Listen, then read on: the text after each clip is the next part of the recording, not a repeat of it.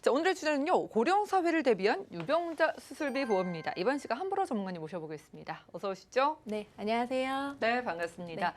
역시나 이번 주제도 수술비 보험인 걸 보니까 네. 왠지 요즘 인기를 좀 실감할 수 있는 것 같습니다. 네, 그렇죠. 자, 그런데 이번에는 또 유병자분들, 나이가 드신 분들을 위해서 좀 가져주셨다고요? 네, 맞습니다. 혹시 MC님은 네. 몇 살까지 살고 싶으세요? 저요? 저는 아프지만 않다면 오래 살고 싶은데 네. 아프다면은 그때는 조금 마음이 바뀔 수 있을 마음이 것 바뀌실 같아요. 수 있으실 네. 것 같은데요. 그러면 만약에 오래 살고 싶다고 하셨는데 네. 노후 준비를 하고 있으시거나 아니면 또 건강 관리 하고 계시는 게 따로 있으신가요? 갑자기 좀 찔리고 불편한 질문이 되는데 네. 오래 살고 싶은 마음은 있는데 딱히 이제 하루 살기 바쁘다 보니까 그렇죠. 그런 것들을 좀 잊고 사는 것 같아요. 맞아요. 대부분이 그러실 거예요. 우리가 이제 고령사회 얘기는 많이 들어보셨을 것 같은데 우리가 100세 시대다, 난 100세까지 살 수 있다라고 이렇게 말씀을 하셔도 네. 어떻게 준비해야 될지 참 모르는 경우가 많아요. 맞아요. 네. 그래서 우리 고령 지진이라는 얘기가 있는데요. 2025년에 발령된다고 합니다. 혹시 들어보셨나요?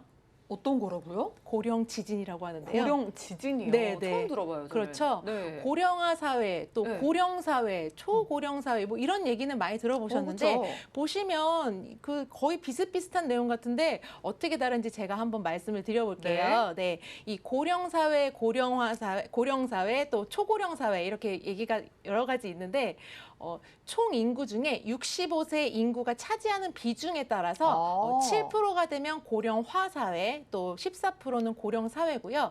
우리나라가 지금 속해 있는 게 고령 사회인데 2025년이 되면은 초고령 사회로 65세 이상 인구가 20% 정도가 된다고 합니다. 그럼 바로 몇 년 뒤면은 저희가 지금 초고령 사회로 들어가는 거네요. 네, 네, 그렇습니다. 그래서 네. 이 초고령 사회가 예. 세계 신기록이라고 그래요, 우리나라가. 우리나라가 네. 전 세계 통틀어서 신기록이라고요? 네, 네, 그건 네. 또 몰랐네요. 네, 일본이 빠르다고 생각은 네. 하고 있었는데 우리나라가 그 속도가 더 가속화돼서 좀 빨리 되고 있고요. 예. 이 얘기 많이 들어보셨을 텐데 체감을 못 하시는 분들도 계실 거예요. 예를 들어서 설명하면 우리나라에서 이제 경제활동을 하는 인구 나이대를 15세에서 64세로 보면 그 경제활동 인구라고 하는데 이 경제활동 인구가 65세 이상의 고령 인구를 이제 부양하는 게 2017년에는 4명이 1명 정도를 부양했다고 하면 2025년이 되면은 2명이 1명을 부양해야 된다고 합니다. 그런데 지금 예. 또 출산율도 많이 저조해지고 있잖아요. 예. 그렇기 때문에 앞으로 이 부담률이 더욱더 가중된다고 보시면 될 것 같아요. 그렇게요. 네. 아무래도 지금 젊은 분들 취업도 어렵다고 하는데 거기에다가 이제 내가 좀 모셔야 되는 그렇죠. 어르신들이 또 많아지는 거면은 많아지죠. 어깨가 여러모로 좀 무거워지는 네, 것 그렇습니다. 같습니다. 우리 이제 보험 방송이니까 이러한 고령사에 대해서 우리가 얼마나 알고 있는지 또 그리고 어떻게 대비하면 되는지 제가 네. 한번 보험적인 측면으로 좀 설명을 드리고 싶은데요. 그 노인 의료비 폭탄이라는 얘기가 있습니다. 이게 65세 인구가 우리나라 총 인구가 사용하는 의료비 중에 65세 인구가 차지하는 비용이 한 지금 41% 정도 된다고 합니다. 거의 절반에 가까운 수준으로 그러네요. 네, 의료비를 지금 많이 쓰고 있는데요. 예. 그 금액을 살펴보면 작년인 2020년에는 1인당 사용하는 비용이 450만 원 정도, 그리고 10년 후면은 760만 원 정도로 한 65% 정도 늘어날 거고 70세 이상은 그보다 더 많은 한 70% 정도 계속 늘어날 예정이라고 해요.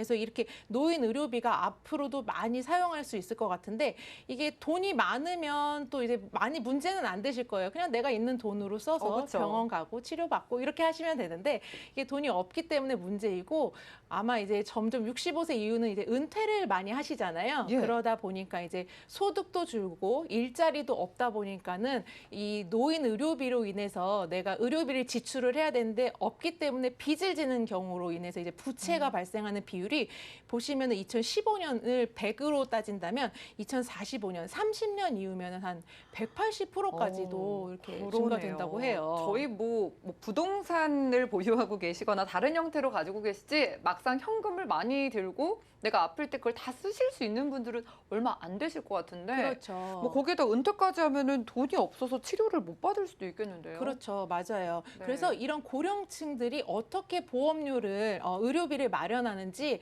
한번 보시면은 네. 뭐 부동산 가지고 있는 뭐 건물이나 부동산을 처분한다든가 뭐 주식을 처분해서 쓸 수도 있고 아니면 배우자가 일을 하고 있다면 소득으로 해서 계속 이렇게 이제 우리가 의료비를 마련할 수 있는데 거기 보시면 한 절반 정도 차지하는 게 바로 자녀한테 의존해서 이 의료비를 이제 지원을 받는다고 합니다. 이분들이 그러고 싶지 않은데 어쩔 그렇죠. 수 없이 아마 지원을 받으실 거예요. 맞아요. 자녀에게 신세를 지고 싶지 않잖아요. 그렇죠. 그런데 우리가 이제 유병자 특집이라고 하셨으니까 예전에 유병자분들이 가입이 좀 어려웠다가 요즘에 굉장히 좀 여러 가지가 있는 것 같은데 어떤 네. 조건으로 가입을 해요? 네네네. 여러 가지 조건이 있는데 네. 우리 지금 시청자님들 이 방송을 많이 보시는 우리 애청자님들이 거의 50대에서 60대 분들로 맞아요. 제가 알고 있어요. 네. 우리 시청자님 이런 의료비 잘 마련되고 있으신가요?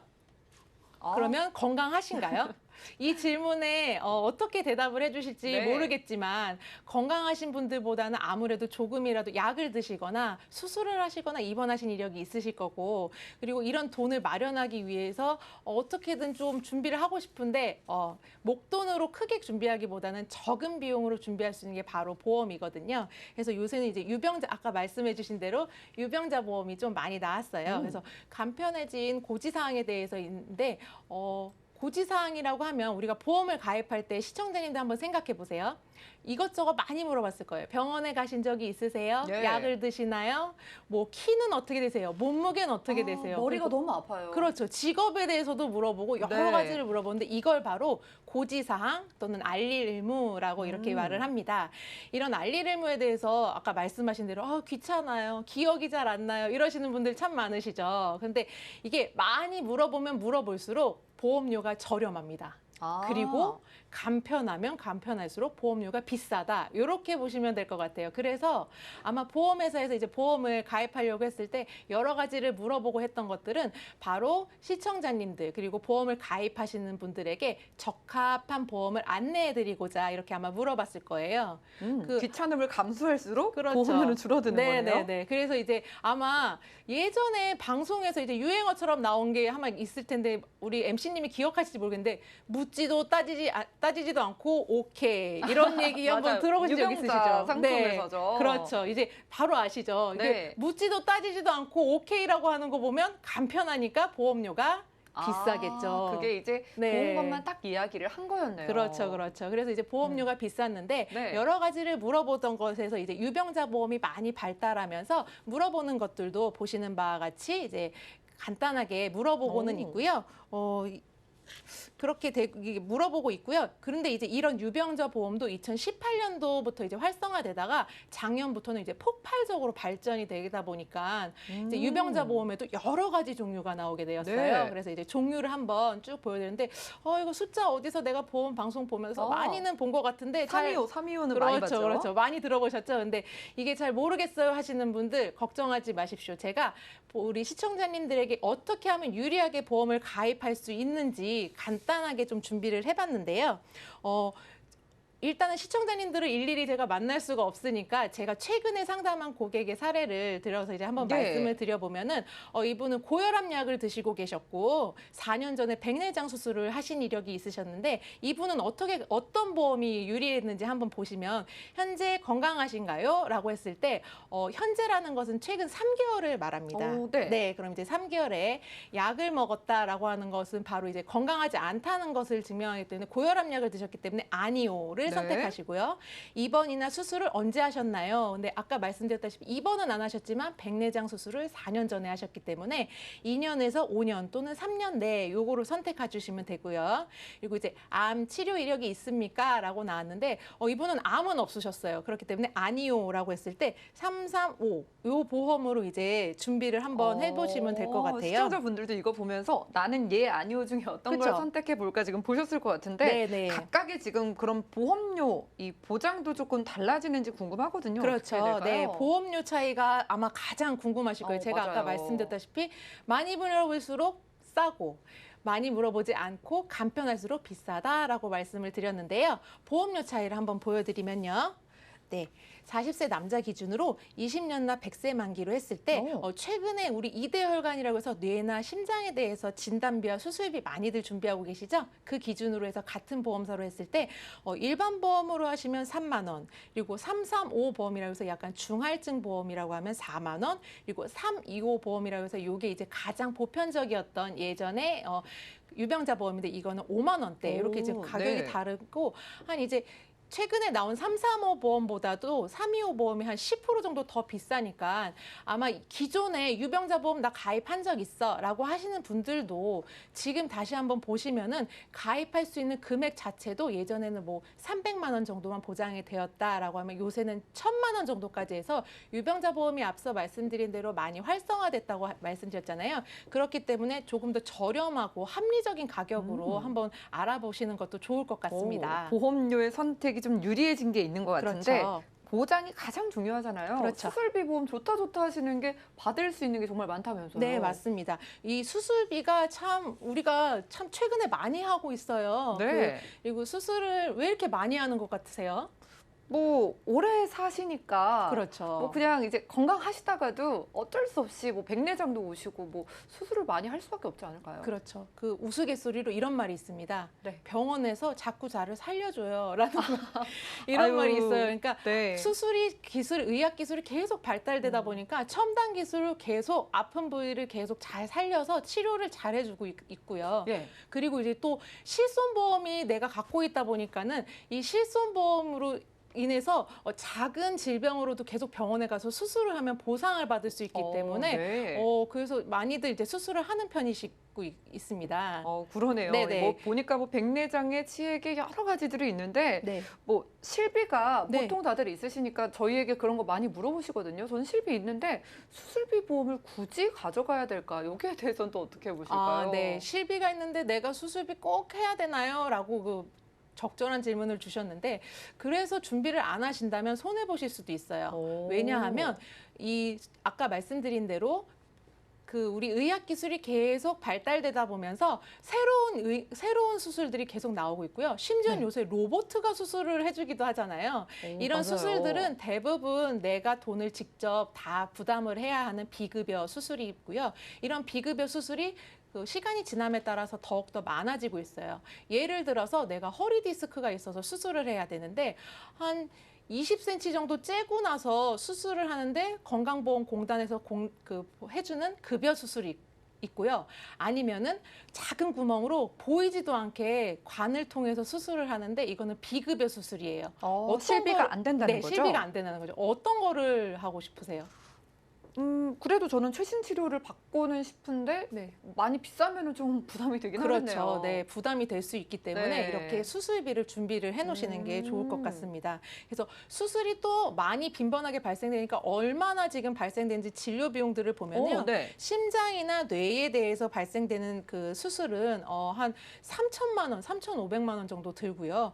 또 이제 자주 들어보셨던 백내장이나 치액이나 이런 수술은 100만 원 정도인데 반복적으로 계속 하다 보니까 이런 비용들이 많이 발생돼서 실손보험으로만은 준비를 하시기는 어렵지 않을까 싶습니다. 실비만 믿고 수술을 했다가 아무 보장도 못 받으면 그때 정말 속상할 것 같습니다. 그렇죠. 네. 자, 수술비에 대해서 또 궁금해 하시는 게 수술비 있으신 분들이 증권 딱 열어보시고 종류가 너무 많다고 그렇죠. 하셔서요. 이건 어떻게 돼요? 네, 종류에 대해서 이제 수술비를 어떻게 준비를 하면 좋을까요? 근데 제가 준비한 이 복합 플랜을 한번 보시면 네. 그 수술비도 이제 범위가 조금 달라서 질병 고령이나 상해 수술에 대한 수술비가 가장 범위가 넓고요. 그 다음에 종수술비라고 해서 1종에서 5종 또는 1종에서 7종 보험사보다 조금씩 차이는 있지만 이렇게 각각 종별로 나눈 수술 그리고 이제 N대 수술비라고 해서 여기에 숫자가 들어가는데요. 119대 뭐 123대 뭐 이런 식으로 해서 보험사마다 이제 보장해주는 수술의 종류의 숫자를 여기다 써서 이렇게 있는데 최근에 뭐 많이 뭐 위내시경이나 대장내시경 하셔서 이제 용종 하나씩 떼시면 대장 용종 같은 경우로 예를 들어 보면은 그 N대 수술비에는 들어가지 않지만 질병 수술비랑 그 종수술비에서 보장을 받으실 수 있고요.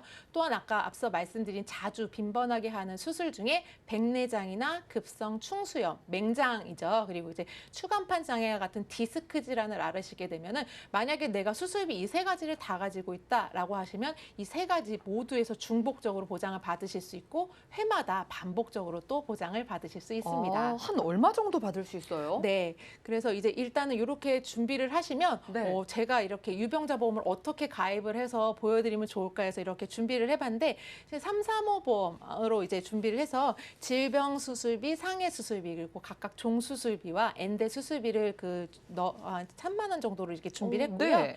뇌나 심혈관의 이대 질환 수술비도 참 중요하다는 거 방송을 통해서 많이 보셨을 거예요. 그래서 이런 부분도 각각 1,000만 원 그리고 5대 기관이라고 해서 우리 위나 폐, 간과 같이 주요한 기관에 대해서 우리가 질병 수술을 할 때에도 받을 수 있도록 관열 수술이라고 해서 째서 수술하는 거는 이제 1,000만 원 그리고 이제 비관열이라고 해서 내시경이나 피를 보지 않고 수술할 수 있는 첨단 의료기관을 통해서 수술하는 거는 500만 원 정도 이렇게 보장을 받는 것으로 제가 한번 플랜을 준비를 해봤습니다. 그래서 보장 금액도 큽니다. 네. 자, 그러면은 A사랑 B사 두 가지를 좀 비교를 해보면서 보험료의 차이도 다시 한번 좀 짚어주시죠. 네네네. A사와 B사 이제 동일하게 가입 연령이라든가 갱신이나 비갱신을 선택할 수 있는 범위 그리고 이제 심장 질환이라고 해서 최근에는 이제 허혈성보다도 더 넓은 심장 질환으로 부정맥 같은 것들도 협심증 같은 것들도 보장을 받을 수 있도록 넓게 하는 그 조건들은 거의 비슷한데요. 각각 장점을 말씀드리자면 A사 같은 경우에는 질병 종수술비에 대해서 이제 매회 지급이 될 수 있고요. 또 5대 기간이라고 해서 아까 앞서 말씀드린 그 주요 장기에 대해서 폐나 위나 간에 대한 뭐 이런 여러 가지 5대 기관에 대해서도 수술을 할 때마다 매회 지급을 받을 수 있는 그러한 장점이 있는가 하면 B사 같은 경우에는 이제 고혈압이 있다. 내가 고혈압의 만성 질환자다라고 하시면 A사 같은 경우에는 그 보장 금액이 좀 적은 데 비해서 B사 같은 경우에는 N대 수술비에서 1,000만 원까지 보장을 받으실 수 있으세요. 얼마 정도 네. 월 내면은 이 보장 다 가져갈 수 있는 걸까요? 네. 그래서 이제 보험사별로 이렇게 장점들을 말씀드렸는데 네. A사와 B사의 보험료를 보시면 여성은 이제 40대는 이제 3만 원대 그리고 50대는 4만 원대, 60대는 6만 원대인데 남성분들께서 이제 보험료 차이가 조금 있으시고요. 60대는 10만 원대 이렇게 돼서 너무 비싼데라고 이렇게 생각하시는 분들 계신데 가입 금액을 조금씩만 낮춘다고 한다면 금액은 얼마든지 조정이 가능하시니까 회당 반복해서 받을 수 있는 이 수술비를 포기하지 마시고 한번 알아보시는 게 참 좋을 것 같아요. 네, 좋습니다. 오늘 유병자분들을 위해서 받고 또 받을 수 있는 수술비 보험을 총 정리해 주셨는데 네. 저희 그래도 하나 골라서 가입을 좀 생각해 봐야 되니까 원픽 하나만 좀 꼽아주신다면요? 네, 저의 원픽은 합리적인 보험료로 수술은 할 때마다 이제 보장을 받을 수 있는 A사를 추천을 드립니다. 그리고 또한 그 보험료에 대해서 이제 만약에 부담이 크다라고 생각하시는 경우에는 아까 말씀드린 대로 보장의 금액을 조금씩 유연하게 하셔서 합리적으로 내가 낼 수 있는 만큼 그래서 또 꼼꼼하게 준비하셔서 수술비를 준비하시면 참 좋을 것 같아요.